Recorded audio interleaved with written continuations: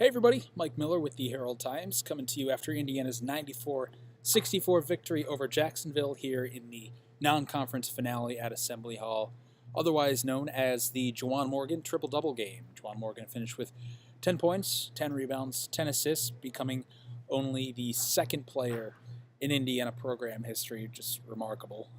Only the second player in Indiana program history to post a triple-double, the first, of course, being Steve Downing in 1971. That wasn't even in this building.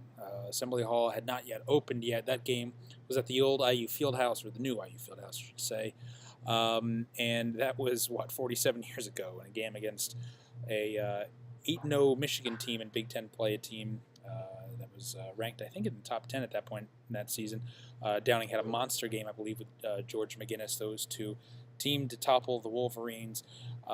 Wasn't a Big Ten opponent this time, but in a remarkable achievement, no less, for Juwan Morgan, who, again, only the second player in IU history to achieve that stat line. The first to do it with, as I said, points, rebounds, and assists. Steve Downing's came with points, rebounds, and block shots. I think he had 10 blocks in that game, if memory serves, after going back and looking up that box score. But either way you slice it, just a smorgasbord of plays made by Juwan Morgan tonight, further illustrating his value, his versatility, just his approach to giving Indiana exactly what it needs whenever it needs it. It kind of says it all when you looked at, to actually get this triple-double, he needed a basket late, a basket coming out of the under 8 timeout, which they promptly got him. But for a long time, this was Juwan Morgan just kind of dominating in other ways, dominating through passing the ball, through just being, under the basket, being his normal self, being the anchor on both ends of the floor.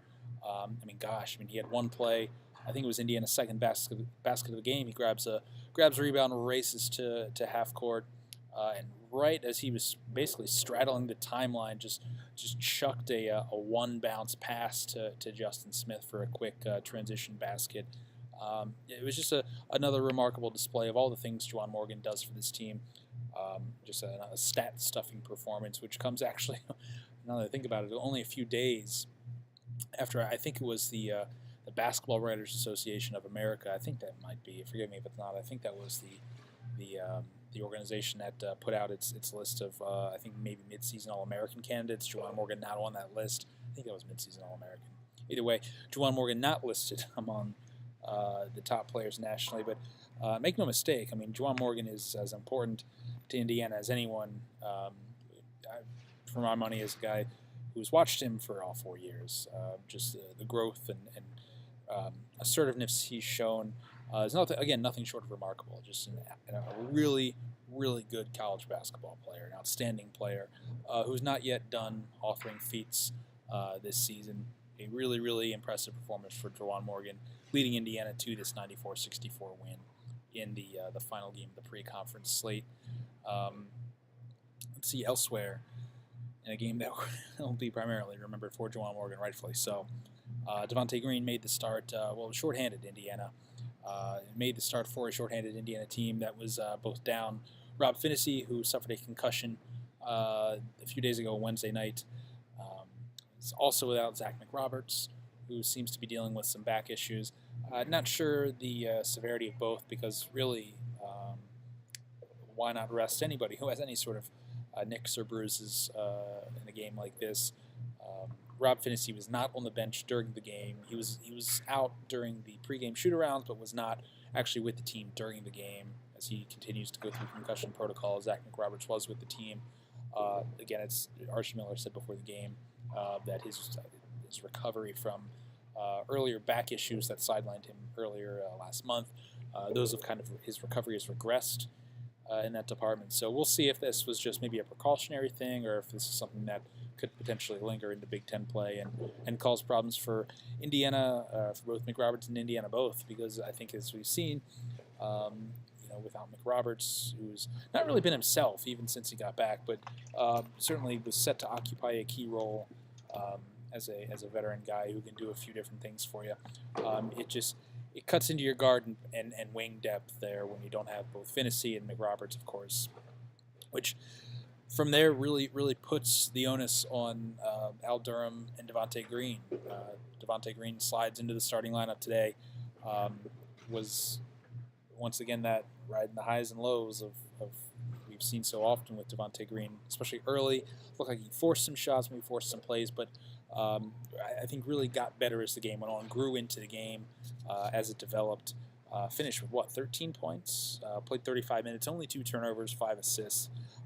It progressively got better for Devontae Green as he sort of felt his way through, which is I think is always kind of the interesting thing with Devontae Green, where he has these moments, and there are times when you could certainly use his pop, his offensive potential as a guy who can shoot, as a guy who can create, as a guy who Archie Miller has mentioned is clearly your best guard at feeding the post and feeding the offense, which is really something he grew into today, not forcing things and recognizing that the offense had to go through Juwan, whether it was Juwan finishing or just flowing through Juwan. He does that as well or better than anybody else in your team. So it's always kind of this difficult balancing act, I feel like, with Devontae Green, where there are times he almost forces himself into your starting lineup, or at least in starters' minutes. But at the same time, it almost seems at the beginnings of games he's almost better suited as an individual coming off the bench, in a sense where he can kind of feel the game and pick his spots as needed. But again, he got better throughout the game. Al Durham set a career high with 18 points tonight. Important production, even with the triple-double from Juwan Morgan. Important production from the backcourt with Al Durham stepping up and having himself a night after a kind of pedestrian week or so from the sophomore guard. He finished with 18 points, one of 5 IU players to finish in double figures. As mentioned, Green had 13, Romeo Langford had 15, and Juwan Morgan had 10, and Justin Smith with 13. So let's see. Oh, another second straight game.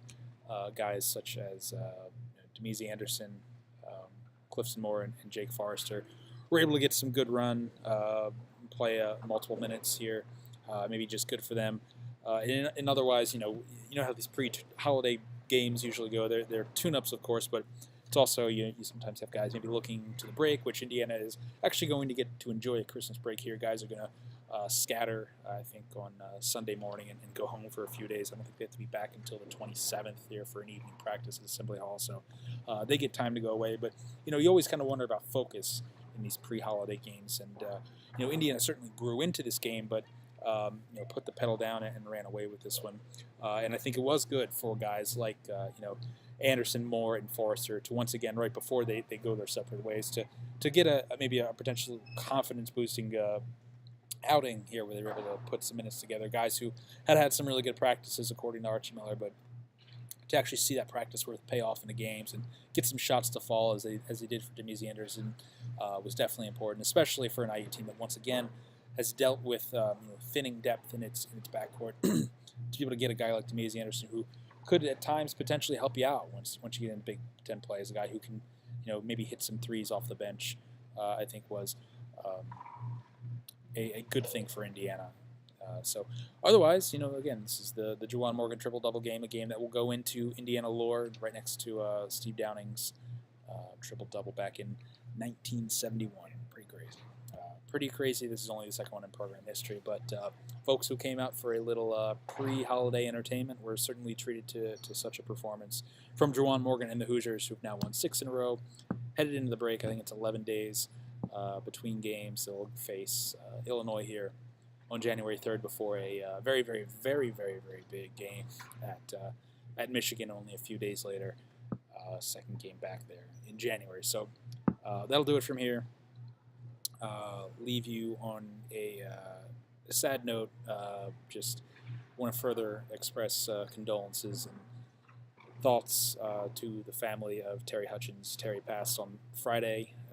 Just a great guy, really, really great guy who we were all very fortunate to get to know and work with and share time with. Terry was just a great guy. We really missed him here tonight. Missed him here this week. The place is a lot. It's lesser and more empty without Terry Hutchins here in Assembly Hall. A guy who's been on this beat for 2 decades plus.